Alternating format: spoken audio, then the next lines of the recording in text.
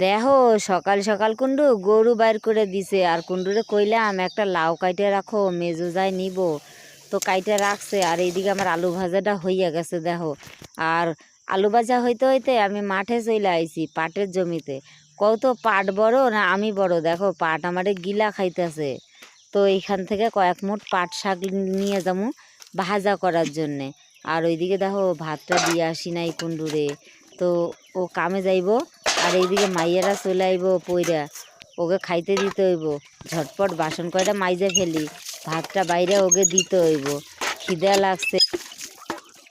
বাসন কয়টা মাজা হইলে ভাতটা বাড়ো, মাইয়াগো কত খিদে লাগছে, কোন সকালে পড়তে গেছে। আর এই দেখো দুটো নারকেলের ডাউগা, কালকে ডাব বিক্রি করছিলাম তাই কাইটে দিছে, তো সরাই থুইলাম।